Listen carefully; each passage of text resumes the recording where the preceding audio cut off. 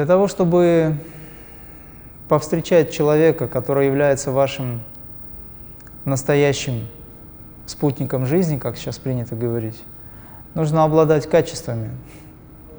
Должен быть высокий духовный потенциал. Потому что каждый человек, будь то мужчина или женщина, хотят самое лучшее. Они хотят настоящего или настоящую, ту, которая, или того, который.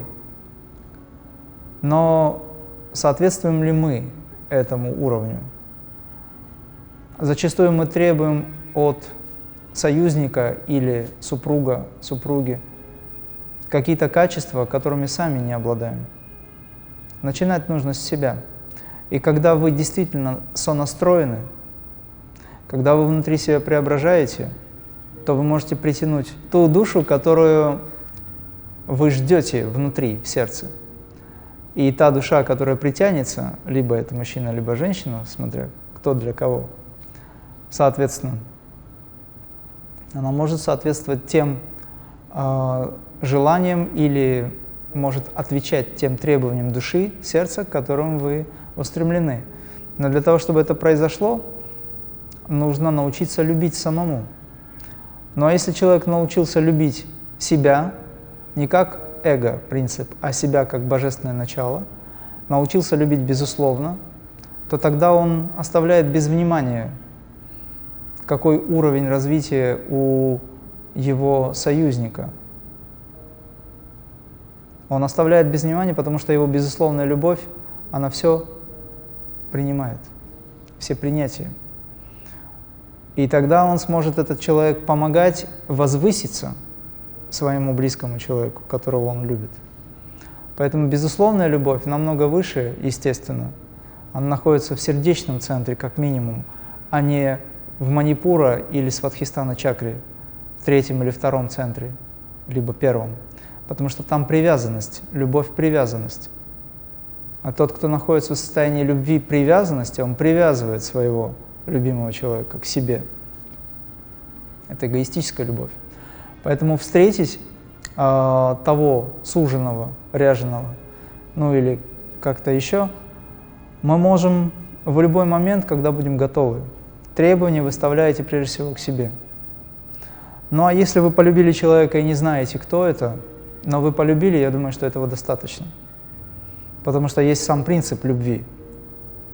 А кто это, вы узнаете по дороге, длиной в жизнь. Как я часто говорю, на семинарах объясняю, есть два человека, которые друг друга любят и которые не могут друг без друга. Их объединяет любовь. Любовь – это Бог, данное свыше состояние. Если мы изымаем любовь, если Бог забирает любовь, образно говоря, остаются два человека.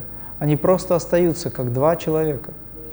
Их объединяет вот эта божественная сила. Поэтому нужно благодарить Бога за то, что Он дал эту божественную силу объединяющую.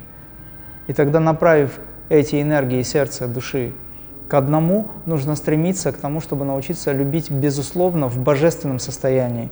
Тогда не возникает проблем между двумя. Нет выяснения отношений. Потому что этот поток свыше дан. Почему проходит любовь между людьми, которые сначала любили, а потом она исчезла? Потому что любовь была любовью привязанности. Есть такое понятие, как пребывание сознания в низших сферах.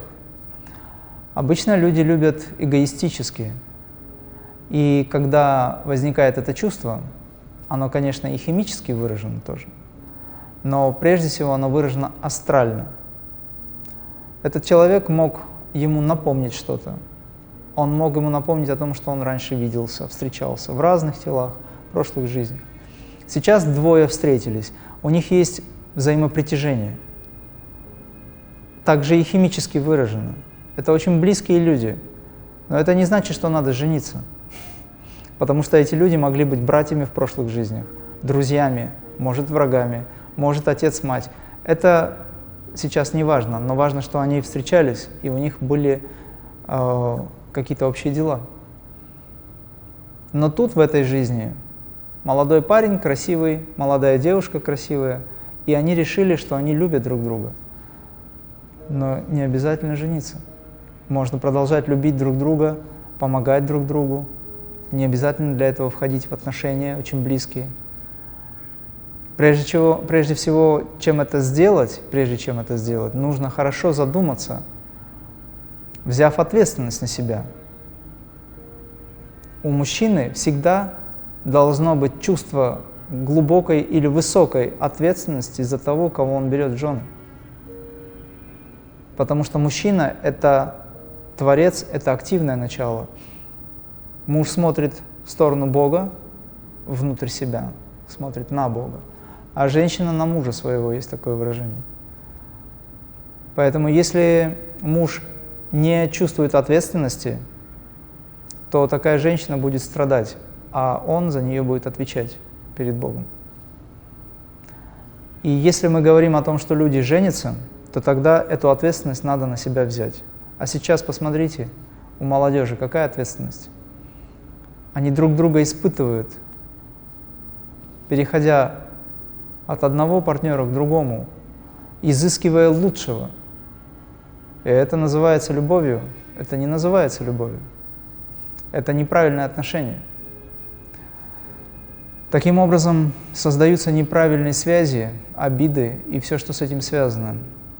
Но, допустим, отвечая на вопрос, люди поженились, любовь прошла. Это говорит о том, что они дали все, что могли друг другу. Все, что они не успели в прошлой жизни дать, они сейчас дали. Но не надо было жениться, можно было это дать в качестве сострадания, творчества, взаимопомощи, какого-то дружбы какой-то.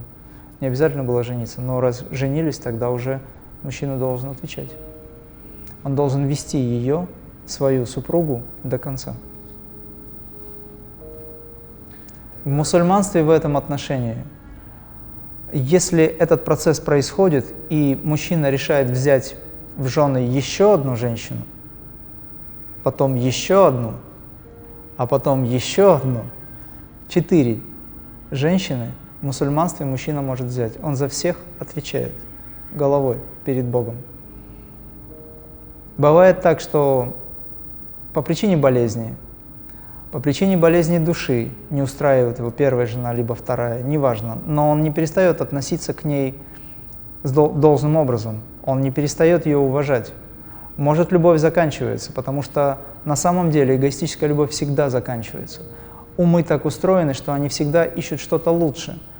Ты раньше любил одну машину свою, ты лелеял ее, через год-два ты увидел новую модель, эта машина перестала тебя интересовать, тебе хочется новую машину. Потом после нее выйдет еще какая-нибудь ракета, и тебе захочется ее. Каждый раз ум чего-то хочет. Он каждый раз ищет, наслаждаясь чем-то новым. Старое ему не нравится. Но с людьми так нельзя. И поэтому любовь должна быть здесь. Вы научитесь чувствовать души, научитесь чувствовать действительно человека изнутри, того, кто он есть на самом деле, а не внешнюю оболочку и форму. Потому что все внешне меняется. Люди стареют и умирают. Можно ли любить свою пожилую жену или пожилого мужа, которому 70-80? И есть такие люди, которые продолжают любить, сохраняя уважение как минимум, глубокое уважение. Любовь заканчивается, но уважение не должно закончиться, оно должно остаться. Потому что то, что в человеке присутствует, это сам Бог, сам Творец. Научитесь видеть атмана в каждом человеке. И этот атман есть олицетворение Бога. Его надо любить. Ради атмана надо любить, а не ради внешних каких-то атрибутов. Женщина и мужчина оба несут ответственность. Просто мужчина, он главнее. В нем активное начало в большей степени проявлено, и он отвечает за женщину, но женщина отвечает за исполнение дхармы, за исполнение своего супружеского долга с точки зрения женского аспекта. Каждый отвечает за свои обязанности. Любовь не заканчивается, она просто видоизменяется и трансформируется в глубокое уважение и почитание. Поэтому в доме должно быть божество, Шив Шакти, когда мужчина и женщина друг в друге видят Бога. Женщина в мужчине, мужчина в женщине. Объединяющим началом является Бог, выраженный в детях. Это семейное божество, оно формируется как отношение, не обязательно алтарь иметь, хотя это неплохо, я считаю. Поэтому мужчина отвечает за свою семью как глава, он просто активнее, он сильнее. Его задача ходить на охоту. А задача женщины – беречь очаг, чтобы огонь семьи, поддерживающий, да, семью, не зачах, не затух. Вот это важный момент.